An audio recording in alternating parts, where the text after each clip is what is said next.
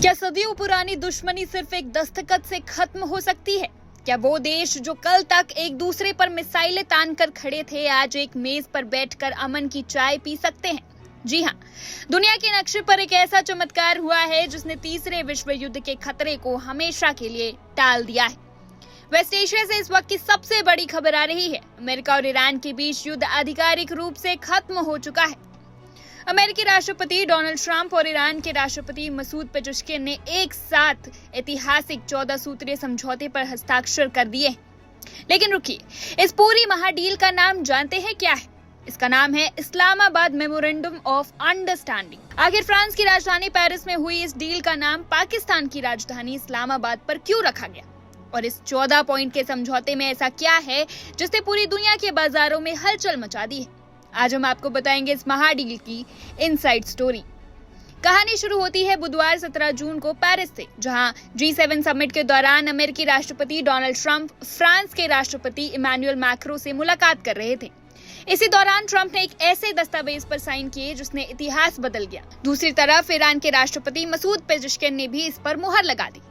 Iran के विदेश मंत्रालय के प्रवक्ता इस्माइल बघाई ने खुद इसकी पुष्टि की है कि ओमान और अन्य देशों की मध्यस्थता से एक मुकाम हासिल हुआ। ये समझौता कोई छोटा मोटा एग्रीमेंट नहीं है। ये अगले 60 दिनों का एक ऐसा सीज फायर है जो दोनों देशों के बीच हमेशा के लिए शांति का रास्ता साफ करेगा। आइए बहुत ही आसान शब्दों में समझते हैं कि आखिर इस 14 सूत्रीय समझौते में ऐसा क्या है जिसने पूरी दुनिया को चौंका दिया है। नंबर 1, हर मोर्चे पर जंग खत्म। अमेरिका, ईरान और उनके साथी देश तुरंत प्रभाव से सभी सैन्य कार्रवाई रोक देंगे। इसमें सबसे बड़ी बात यह है कि लेबनान का संघर्ष भी अब थम जाएगा। नंबर 2, संप्रभुता का सम्मान। दोनों देश एक दूसरे की सीमाओं और आजादी का सम्मान करेंगे और अंदरूनी मामलों में दखल नहीं देंगे। नंबर 3, 60 दिनों का अल्टीमेटम। दोनों देशों के पास अंतिम और स्थायी समझौते तक पहुंचने के लिए 60 दिनों का समय है। नंबर 4, नौसैनिक नाकेबंदी खत्म। अमेरिका अगले 30 दिनों के भीतर ईरान के खिलाफ लगी अपनी समुद्री नाकेबंदी को पूरी तरह हटा लेगा। नंबर 5, स्ट्रेट ऑफ हॉर्मुज खुलेगा। यह इस डील का सबसे बड़ा टर्निंग पॉइंट है। ईरान अगले 60 दिनों के लिए फारस की खाड़ी से कमर्शियल जहाजों को मुफ्त और सुरक्षित रास्ता देगा। समुद्र से बारूदी सुरंगें हटाने का काम 30 दिन में पूरा होगा।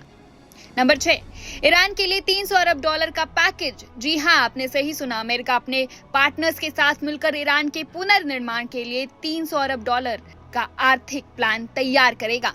नंबर 7, प्रतिबंधों से आजादी। अमेरिका ईरान पर लगे तमाम प्राथमिक और द्वितीय प्रतिबंधों यानी सैंक्शंस को चरणबद्ध तरीके से हटाएगा।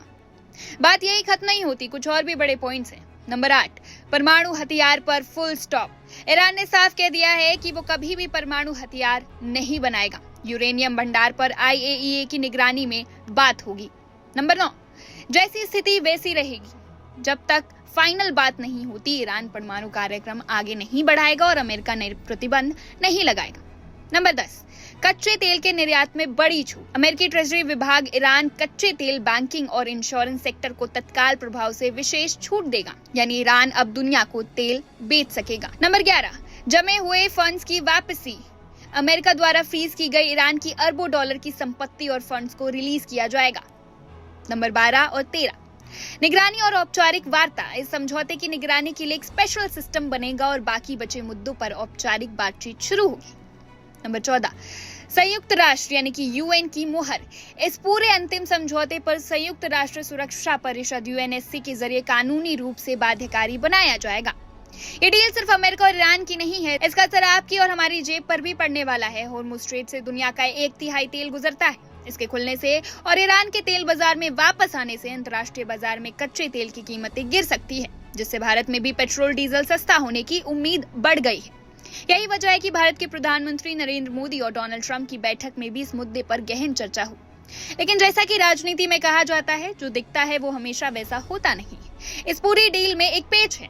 अमेरिका ने तो इस समझौते का फुल टेक्स्ट जारी कर दिया है, लेकिन ईरान की तरफ से अभी तक इसका पूरा आधिकारिक टेक्स्ट आना बाकी है। एक्सपर्ट्स का कहना है कि 5वें पॉइंट में, जिसमें स्ट्रेट ऑफ हॉर्मुज से जहाजों के गुजरने की बात है, वहां ईरान अपनी संप्रभुता और टोल वसूलने के अधिकार को छोड़ने को तैयार ही नहीं है। तो क्या डोनाल्ड ट्रंप का ये शांति का दावा वाकई हकीकत बनेगा, या फिर 60 दिनों के बाद ये समझौता किसी नए तनाव की वजह बन जाएगा?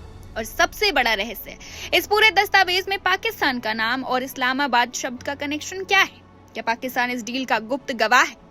इस महाडील की हर एक इनसाइड रिपोर्ट हम आप तक सबसे पहले पहुंचाते रहेंगे। आप बने रहिए वन इंडिया हिंदी के साथ।